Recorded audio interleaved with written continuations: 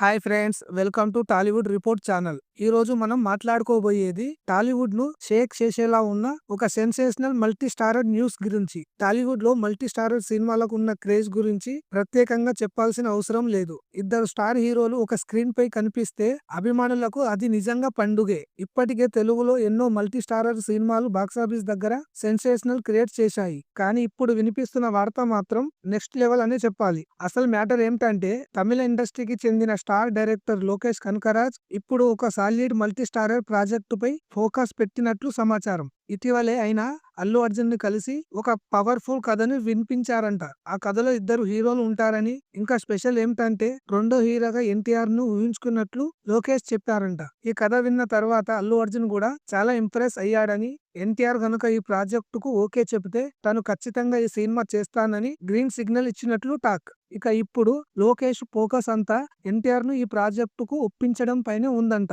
ఇక్కడ ఇంకో interesting point ఏమిటంటే, ఎన్టీఆర్ ఇప్పటికే RRR, వార్ 2 లాంటి భారీ మల్టీ స్టారర్ సినిమాల్లో నటించాడు. ఒకవేళ లోకేష్ అల్లు అర్జున్ ప్రాజెక్టుకు ఓకే చెప్తే ఇది ఎన్టీఆర్ కెరీర్ లో మూడో మల్టీ స్టారర్ మూవీ అవుతుంది. ఇక ఈ కాంబో నిజంగా సెట్ అయితే అల్లు అర్జున్, ఎన్టీఆర్, లోకేష్ కనకరాజ్ అంటే బాక్సాఫీస్ దగ్గర రికార్డులకు టెండర్లు పడడం ఖాయం. ఇప్పటికే సోషల్ మీడియాలో ఫ్యాన్స్ ఈ న్యూస్ పై రచ్చ చేస్తున్నారు. ఇది జరిగితే ఇండియన్ సినిమా హిస్టరీలో ఒక మైలురాయి అవుతుంది అంటూ కామెంట్స్ చేస్తున్నారు. మరి మీరేమంటారు ఫ్రెండ్స్? ఈ మల్టీ స్టారర్ కాంబో నిజంగా సెట్ అవుతుందా?